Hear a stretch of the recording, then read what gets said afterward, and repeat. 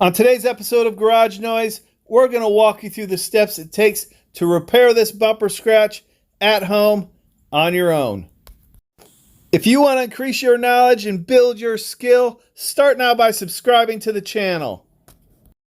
So here are the few of the materials we're going to need for this project. Some 320 grit sandpaper, some 600 grit wet dry paper, a tack rag, some primer, and we're also going to need some 2K Clearcoat. You can buy that in an aerosol can, the paint, and some wax and grease remover or some rubbing alcohol, and that will clean and prep the surface.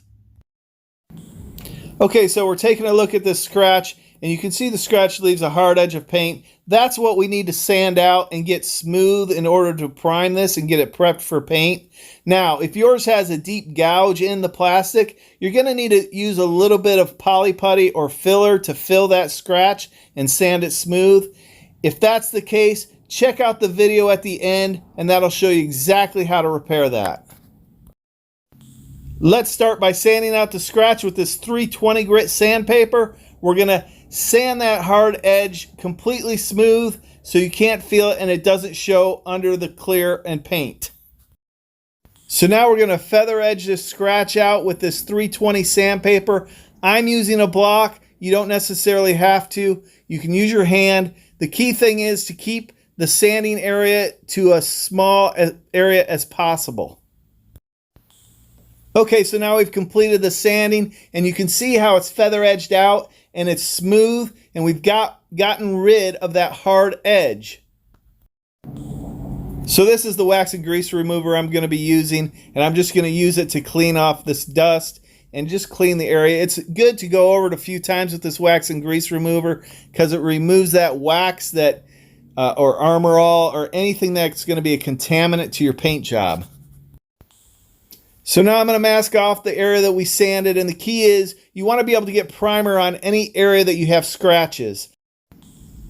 So I'm going to use my lacquer primer to put a first coat on it, and you don't want to put it on wet your first coat, just dust it on and let that create a base for your next second coat and maybe your third coat. So put on several coats. You want to build it up a little bit, but you want to wait about 5 minutes in between coats, or 3 to 5 minutes, and then you're going to end up with something like this. This is our finished product after we primed, and we're going to prep this out and get it ready for paint. We're going to use our 600 grit wet dry paper, and we're going to sand this smooth and remove any hard edges or any roughness to this primer before we paint. So hold your hand flat and sand this out best as possible. You don't want to sand off your primer completely, but you want to make it smooth, okay? You want to eliminate any hard edge from that tape. And you don't have to worry about the rest of your bumper or keeping the area small, because 600 grit scratches, we can clear over those and you will not see those scratches underneath the clear. Okay, so now let's take a look at the areas we sanded. As you can see, there's no hard edges. The primer is smooth and it's ready for paint. Okay, so now we're going to take our 600 grit wet dry paper and we're going to sand all the areas that we're going to be clearing. So you want to make sure you get around all the edges under the tail light there the best as possible. And you can remove this bumper to do the job, but it's not absolutely necessary. It just depends what you're looking for. But you want to get around all the edges very carefully and very well to promote adhesion. Now, we are going to have to blend this clear, and I'm going to talk about that in a minute, so stay tuned. But for right now, we're getting it all wet sanded thoroughly with 600 grit. Okay, so now I have it all wet sanded. I'm going to go over it with some prep solvent to help remove the water and help it to evaporate. I'm also going to use a little air to blow out the cracks. Make sure there's no water in there that's going to come out when you're spraying.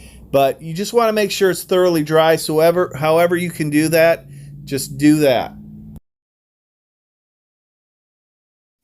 Okay, so now I have this clean and ready for paint. I want to talk a little bit about the blend. Right there is where I'm going to blend the clear. So I've wet sanded all the way up to that spot right there. Now, I did take a scuff pad, a 1500 grit gray Scotch-Brite scuff pad, and right at the end of that, I stopped my 600 and I used the scuff pad to sand that area, because when you buff that blend, it's going to make it easier to buff.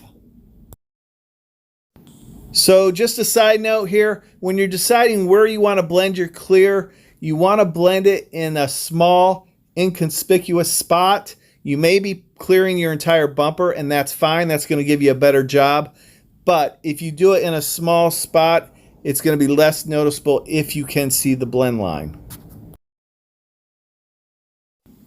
Okay, so now I'm going to tape up this bumper, and as you can see, I'm going around all the edges and taping those first, taping up the trim on top of the bumper, and I'm rolling a piece of paper or a piece of tape in that edge. I'm going to paint up to that edge at the top of that bumper.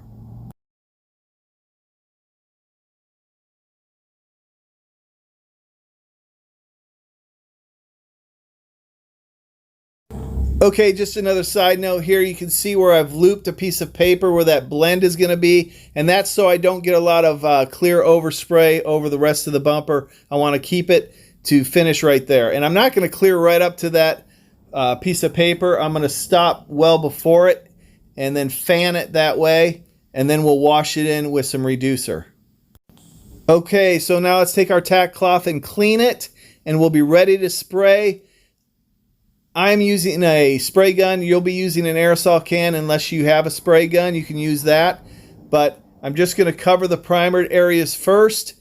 And I want to do that dry just to get a base on there so I can hit it a little heavier on my second and my third coat.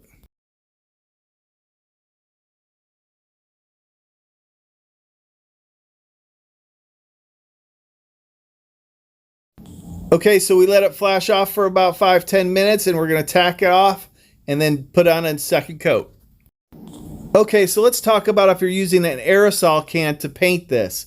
You want to put the first coat on dry, and you don't want to start pulling the trigger on the panel. You want to start pulling the trigger off the panel, go over the primered areas, and then blend it out either way. And the second coat you could put on medium, but you never want to try and put it on heavy, and you want to stay about 4 inches away. Okay, when you're blending this color, you don't want to put color right up against the adjacent panel, okay? You want to just cover the area and blend it out a little bit. If you go right up against the quarter panel in this case, the color could be off, and you could be able to notice that there's a change in the color. So now we're going to tack rag it off and get ready for clear.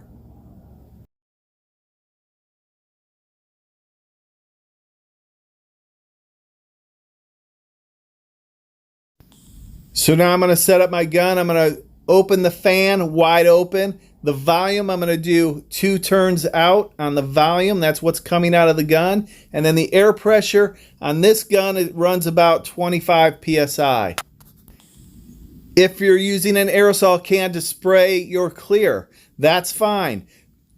Do what I said before. Don't start clearing on the panel. You want to do nice even strokes. You want to overlap about 50%, 50 to 60% with an aerosol can, and put the first coat on medium. Don't put it on super dry, and don't put it on super wet. Let that tack off for about 10 minutes, and then you can put on your next coat. It's better to build up the coats of clear gradually.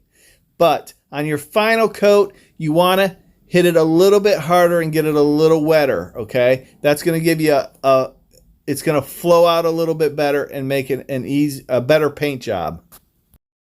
So if you're using an automotive spray gun, you want to overlap 60%. Keep the same distance away from the panel everywhere you go. You want to be 4 to 5 inches away. A consistent speed is important, and you should get a really good paint job.